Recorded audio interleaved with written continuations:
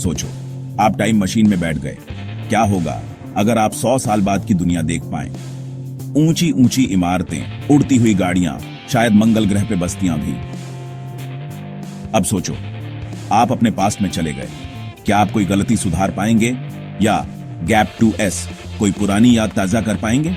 सदियों से इंसान टाइम ट्रेवल के बारे में सोचता आया है, पर क्या यह सिर्फ एक ख्याली पुलाव है या फिर यह मुमकिन भी हो सकता है? टाइम ट्रेवल का आइडिया भूतकाल और भविष्य के अनजान गहराइयों में जाने का हमेशा से ही एक अलग ही लालच रहा है। ये कॉन्सेप्ट हमारे समय के साथ जुड़ा हुआ है। ये वो अदृश्य ताकत है जो हमारी जिंदगी को चलाती है।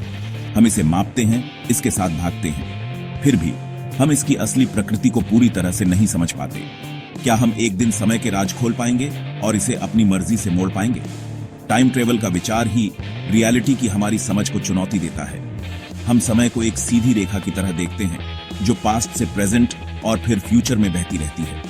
लेकिन क्या हो अगर समय नदी नहीं बल्कि समुद्र हो, जिसमें धाराएं और भंवर हों जो हमें इसके विशाल विस्तार में अलग अलग जगहों पर ले जा सकें? क्या हो अगर इसकी धारा से बंधे होने के बजाय हम समय के समुद्र में अपना रास्ता खुद बना सकें?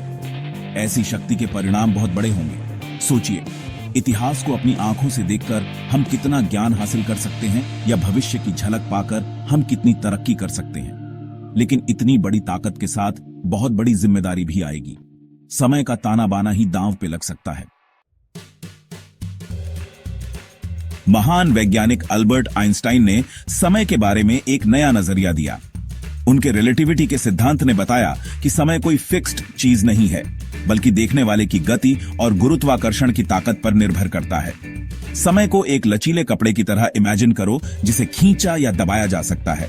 आइंस्टाइन के इक्वेशंस ने बताया कि जो चीजें प्रकाश की गति के करीब बहुत तेज गति से चलती हैं, उनके लिए समय धीमा हो जाता है।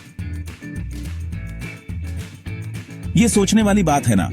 इस कॉन्सेप्ट से फ्यूचर में टाइम ट्रेवल की संभावना खुलती है।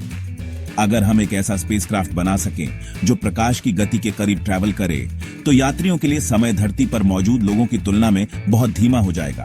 सोचिए, कई प्रकाश वर्ष दूर किसी तारे तक का सफर।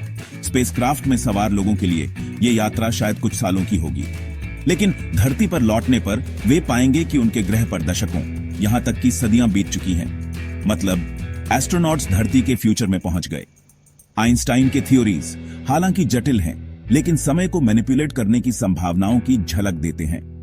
हालांकि अभी की टेक्नोलॉजी से प्रकाश की गति के करीब पहुंचना बहुत बड़ी चुनौती है, लेकिन आइंस्टाइन का दिया हुआ थियोरेटिकल फ्रेमवर्क वैज्ञानिकों और इंजीनियरों को पॉसिबल की सीमाओं को एक्सप्लोर करने के लिए प्रेरित करता रहता है। और अगर आपको ये वीडियो पसंद आया हो तो चैनल को सब्सक्राइब जरूर करें। टाइम डिलेशन का असर सिर्फ थियोरेटिकल नहीं है, ये असल जिंदगी में भी देखा गया है। नासा का ट्विन एस्ट्रोनॉट एक्सपेरिमेंट इसका एक अच्छा एग्जाम्पल है। एक जैसे जुड़वां स्कॉट और मार्क केली एक स्टडी में शामिल हुए, जहां स्कॉट 1 साल इंटरनेशनल स्पेस स्टेशन में रहा, जो धरती के चारों ओर तेज गति से घूमता है, जबकि मार्क धरती पर ही रहा। स्कॉट के वापस आने पर वैज्ञानिकों ने उनकी उम्र में एक छोटा सा लेकिन मेजरेबल अंतर देखा। स्कॉट, जिसने अपनी हाई स्पीड जर्नी की वजह से समय को थोड़ा धीमा अनुभव किया था, मार्क से थोड़ा सा छोटा था।